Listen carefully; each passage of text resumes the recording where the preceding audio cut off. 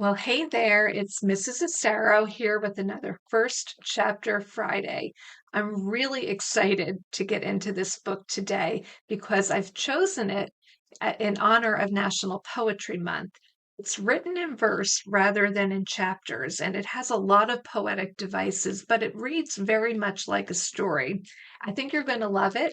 It is The One and Only Ivan by Katherine Applegate and winner of the Newbery Medal.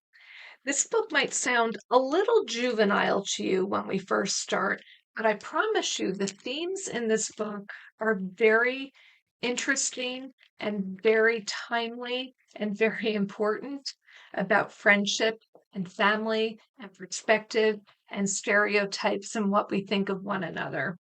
Let's hear a little bit about it before we begin. Ivan is an easygoing gorilla living at the Exit 8 Big Top Mall and Video Arcade. He has grown accustomed to humans watching him through the glass walls of his domain. He rarely misses his life in the jungle. In fact, he hardly thinks about it at all. Instead, Ivan thinks about TV shows he's seen and about his friend Stella, an elderly elephant, and Bob, a stray dog. But mostly, Ivan thinks about art and how to capture the taste of mango or the sound of leaves with color and a well-placed line.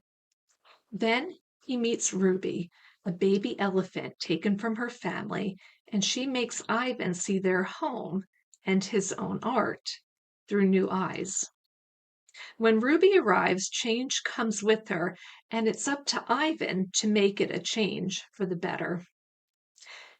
So let's get started. We're not really going to be reading in chapters because, like I said, it is a novel written in verse. So if you take a look at it, you'll see that it's written in really what are considered a series of poems. And some of them sound more poetic than others, but it is intended to be written in verse. So let's take a look at the first bunch of poems from The One and Only Ivan. Hello. I am Ivan. I am a gorilla. It's not as easy as it looks. Every page does not have a picture, but some do. Names. People call me the freeway gorilla, the ape at exit 8, the one and only Ivan, mighty silverback. The names are mine, but they're not me. I am Ivan, just Ivan, only Ivan. Humans waste words. They toss them like banana peels and leave them to rot. Everyone knows the peels are the best part. I suppose you think gorillas can't understand you. Of course, you also probably think we can't walk upright. Try knuckle walking for an hour. You tell me, which way is more fun? Patience. I've learned to understand human words over the years, but understanding human speech is not the same as understanding humans. Humans speak too much. They chatter like chimps, crowding the world with their nose, even when they have nothing to say. It took me some time to recognize all those human sounds to weave words into things, but I was patient. Patient is a useful way to be when you're an ape. Gorillas are as patient as stones. Humans, not so much. How I look. I used to be a wild gorilla, and I still look the part.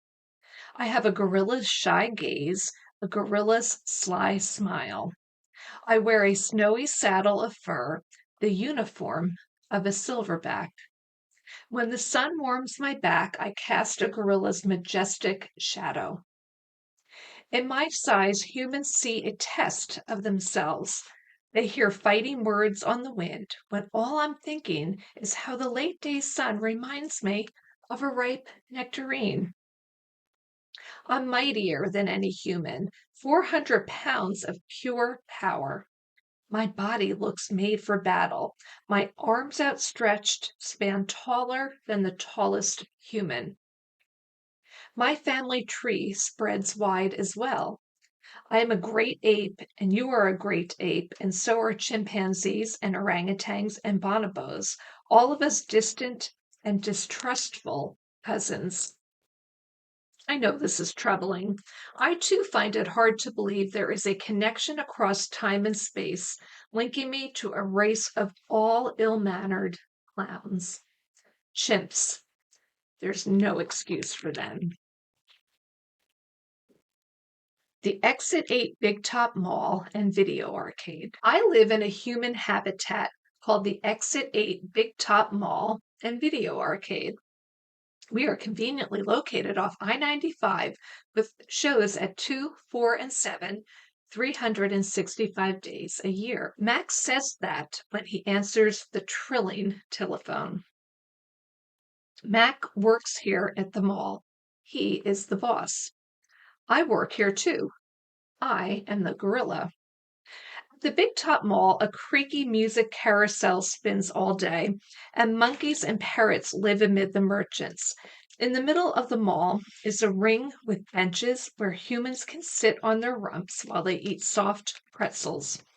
The floor is covered with sawdust made of dead trees. My domain is at one end of the ring. I live here because I am too much gorilla and not enough human.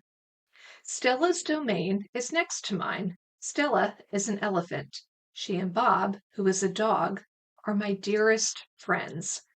At present, I do not have any gorilla friends. My domain is made of thick glass and rusty metal and rough cement. Stella's domain is made of metal bars. The sun bear's domain is wood. The parrot's is wire mesh. 3 of my walls are glass.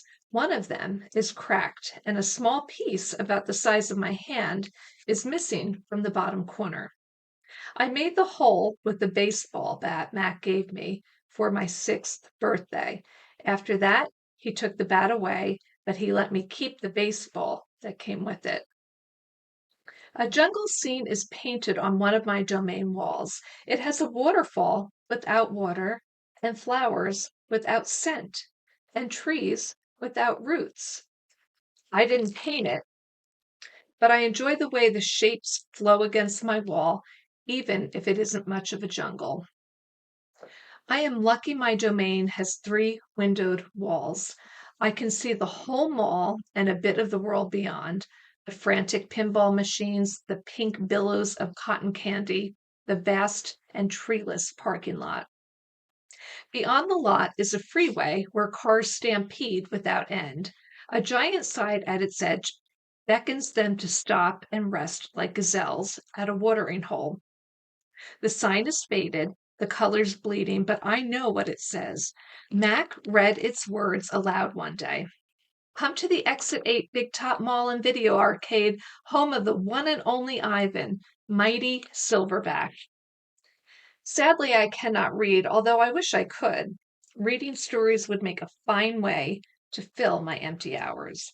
Once, however, I was able to enjoy a book left in my domain by one of my keepers. It tasted like termite. The freeway billboard has a drawing of Mac in his clown clothes and Stella on her hind legs and an angry animal with fierce eyes and unkempt hair. That animal is supposed to be me, but the artist made a mistake. I am never angry. I'm just going to show you this picture here.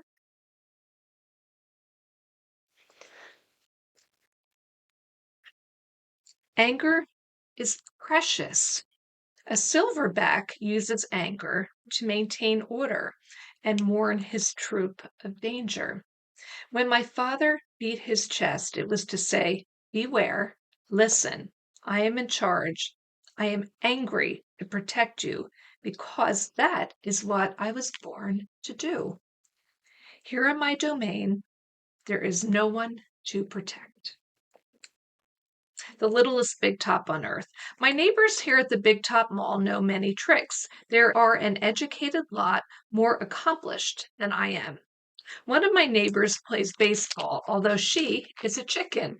Another drives a fire truck, although he is a rabbit. I used to have a neighbor, a sleek and thoughtful seal, who could balance a ball on her nose from dawn till dusk. Her voice was like a throaty bark of a dog chained outside on a cold night. Children wished on pennies and tossed them into her plastic pool. They glowed on the bottom like flat copper stones. The seal was hungry one day, or bored, perhaps, so she ate 100 pennies. Max said she'd be fine. He was mistaken.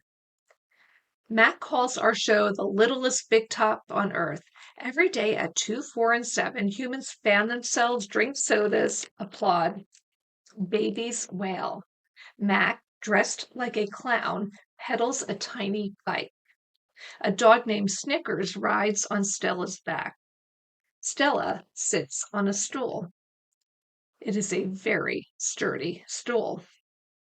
I don't do any tricks. Max says it's enough for me to be me. Stella told me that some circuses move from town to town. They have humans who dangle on ropes twining from the tops of tents.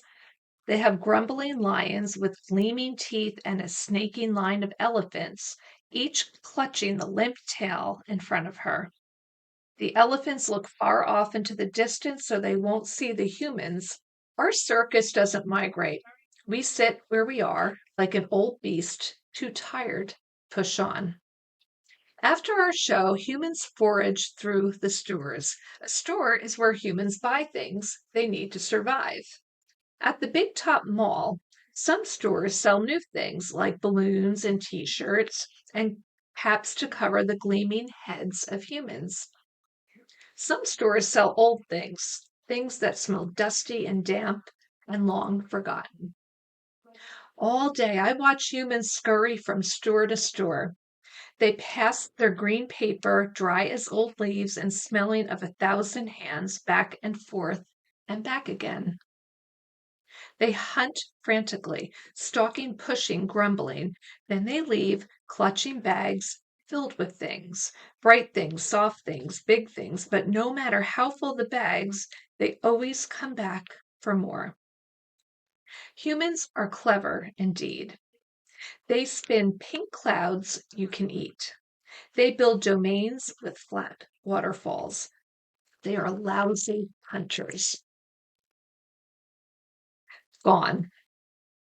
Some animals live privately unwatched, but that is not my life.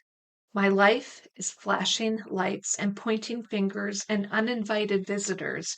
Inches away, humans flatten their little hands against the wall of glass that separates us. The glass says, you are this, and we are that, and that is how it will always be. Humans leave their fingerprints behind, sticky with candy, slick with sweat. Each night, a weary man comes to wipe them away. Sometimes I press my nose against the glass. My nose print, like your fingerprint, is the first and last and only. The man wipes the glass, and then I am gone. Artist. Here in my domain, I do not have much to do. You can only throw so many meatballs at humans before you get bored. A meatball is made by rolling up dung until it's the size of a small apple, then letting it dry.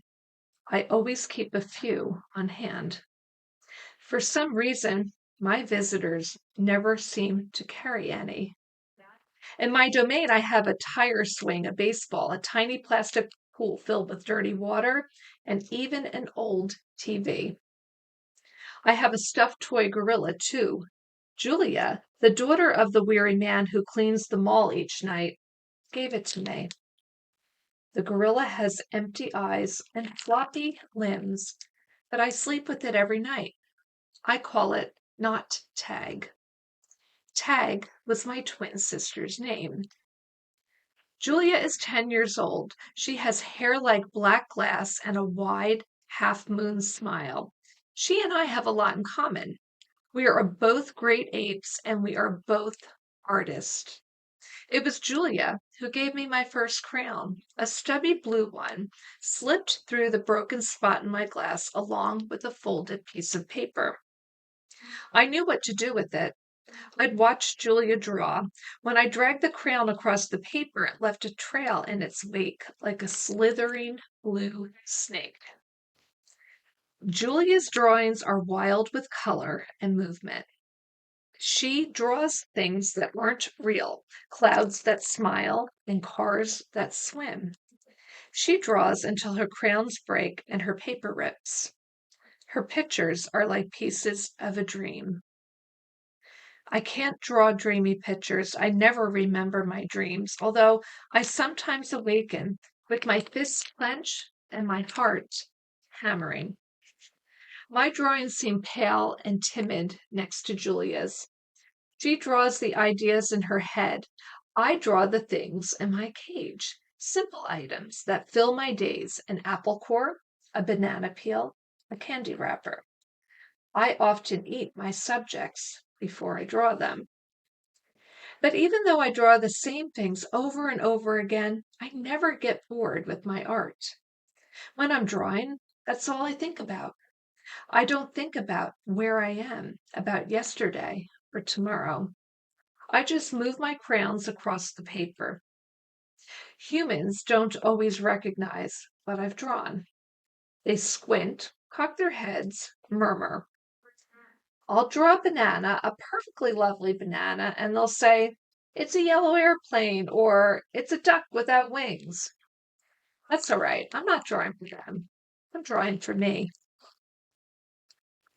Mac soon realized that people will pay for a picture made by a gorilla, even if they don't know what it is. Now I draw every day. My work sells for $20 a piece, 25 with frame, at the gift shop near my domain. If I get tired and need a break, I eat my crayons.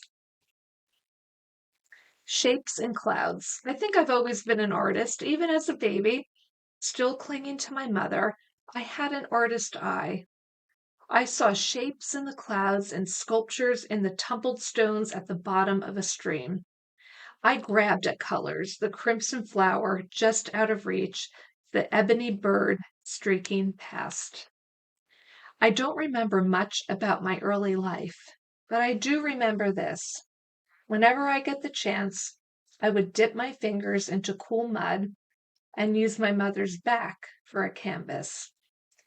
She was a patient soul, my mother. Imagination. Someday, I hope I can draw the way Julia draws, imagining worlds that don't yet exist. I know what most humans think. They think gorillas don't have imaginations. They think we don't remember our past or ponder our future. Come to think of it, I suppose they have a point. Mostly I think about what is, not what could be. I've learned not to get my hopes up. Well, I hope you enjoyed the first portions of The One and Only Ivan. Maybe this is a book you'd like to check out at your library. I hope that you've enjoyed this first chapter Friday. If you had any suggestions for me as to books you'd like to see featured on my channel, I would love if you would drop me a comment. Until then, thank you for listening, and I'll see you next Friday.